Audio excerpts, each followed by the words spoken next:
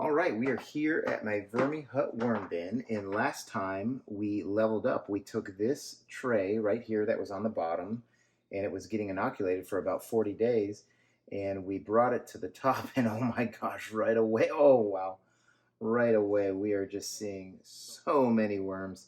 I am like right in the feeding zone. It's been 7 days since we did the last feeding, but they all came up from the bottom and they're discovering the food. And last time we also harvested the tray that was the middle tray.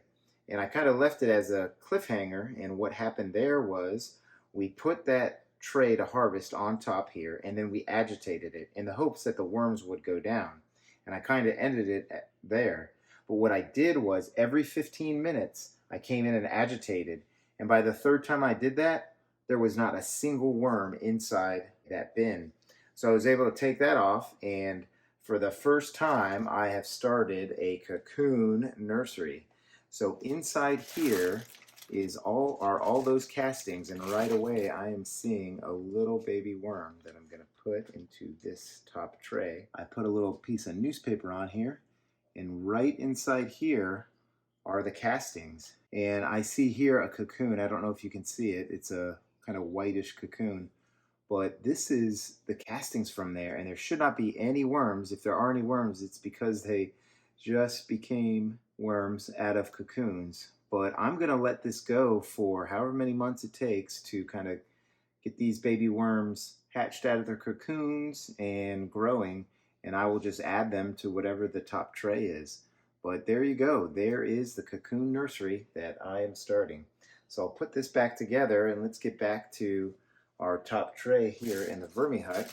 But this is exciting for me. I've never done this. I know AV does these, and he's the master at this stuff. But yeah, I'm really excited about this cocoon nursery. All right, so let's get back in here. We put the feeding zone down, and we had a whole banana, which I think we're seeing right here, even some of the flesh of the banana, which I usually don't see between feedings. But I think because they had to migrate up here and they had so much stuff to do, they are still going into the feeding zone. And big picture of what we're going to do here is we're going to do a little experiment with this bin. Man, the worms are just everywhere. I love this. I love seeing all these worms. Let's see if we can get a handful of them right here. Maybe if I turn this over. Yep, sure enough, right there. Just absolutely in this feeding zone. Look at that. Look at those worms. Fantastic. And I'm seeing blue worms. They're kind of the thinner ones. And then I'm seeing right here at the end of my thumb is a red wiggler, some more red wigglers over here. So they seem to be able to get along within this bin. But we are going to do a kind of a carbohydrate experiment, and we're going to put in some bread, some just plain old, I think it's honey wheat bread, and then we're going to put in some Ezekiel bread, and then we're also going to put in spaghetti. So it's kind of a three-way experiment, which I usually don't do.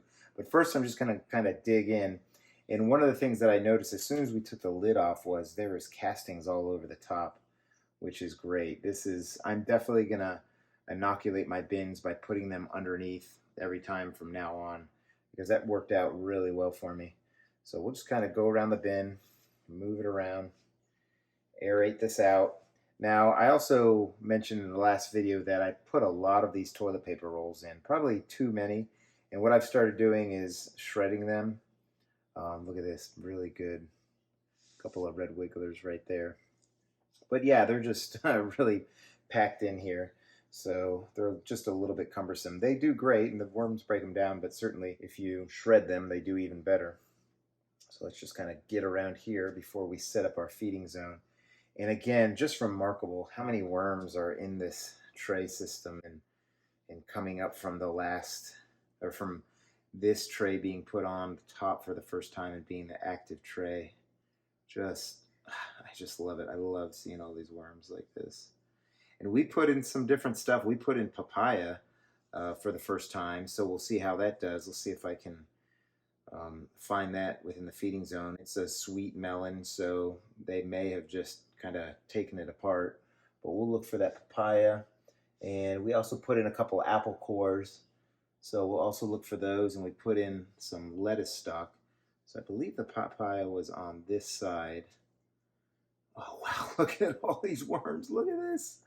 Look at this.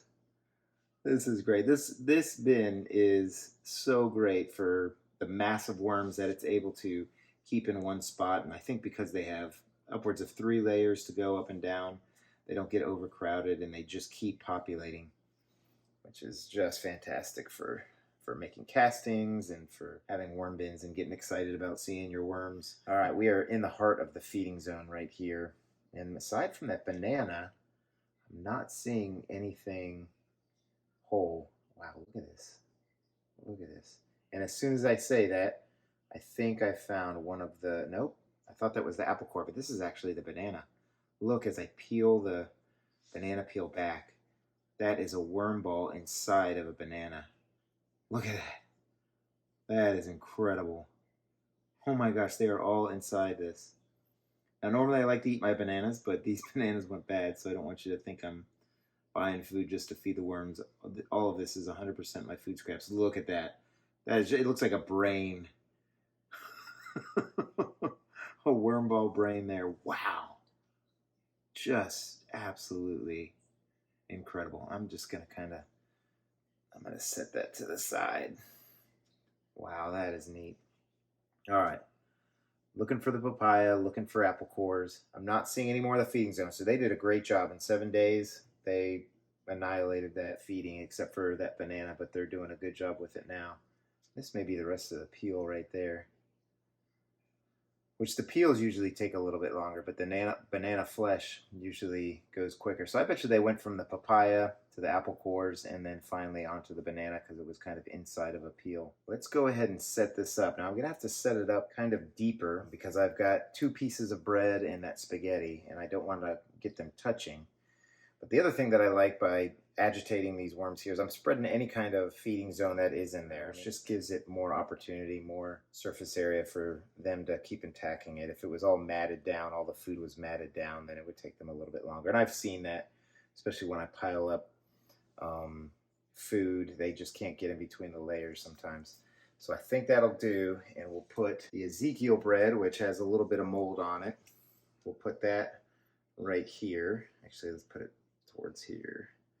And you can't see it, but the spout at the bottom of the Vermihut is on this side, so Ezekiel will be with the spout. And this is the honey wheat, and not the favorite portions for our family, but it got a little stale, so we'll put that there. Neither of these 2 pieces were frozen. And then I'm going to put the spaghetti right here, kind of pile it up. And there it is right there. Now we did have a little bit of olive oil on it, but I rinsed it and rinsed it and rinsed it and rinsed it and rinsed it and rinsed it. So it should be mostly gone, but the spaghetti is going to go right there. So we are going to carve up these worms and maybe that'll make them get fatter. I don't know. But we've got Ezekiel bread, honey wheat bread, spaghetti. So let's go ahead and put in some more bedding. Now with this bin, I like to put in more bedding because I mean, it looks pretty full now and I'm getting towards the edges everywhere, but it will, over the next month or so, it will start to shrink as the air pockets within all this cardboard and paper get closer together, and as they digest it, there's just less air, so the whole volume kind of shrinks down. We'll do a little bit more, and then what we're going to do is add our coffee, which is just another food source, finely ground food source. And this is old coffee. It's been in here probably an average of about 3 weeks or so. So it probably has its own microbes, and you can even see right here some moldiness to the coffee. So it's bringing its own little decomposers to the party there. And then we'll do our normal grit, which is just pulverized eggshell, aids in their digestion and helps in my garden. Now we're just gonna gently cover it up, and hopefully I've got enough here to cover up. I've certainly covered it up a lot with bedding. And this little worm ball has been slowly trying to go down underneath. So I'll try not to disturb that, try and use the bedding from everywhere else. But let me know what you think in the comments as far as which one's going to go first of the 2 pieces of bread or the spaghetti. And let me kind of put this right here. That's the banana. Yeah, I'd definitely like to know what your experience has been with the bread. In the past, I've done bread. I've done it on the surface, and it kind of attracted mites. This is very stale bread. And I'm probably going to add some water in here because that was a lot of dry bedding, and the food that I put in here was not very wet, so I'm probably going to need to add a little bit of water.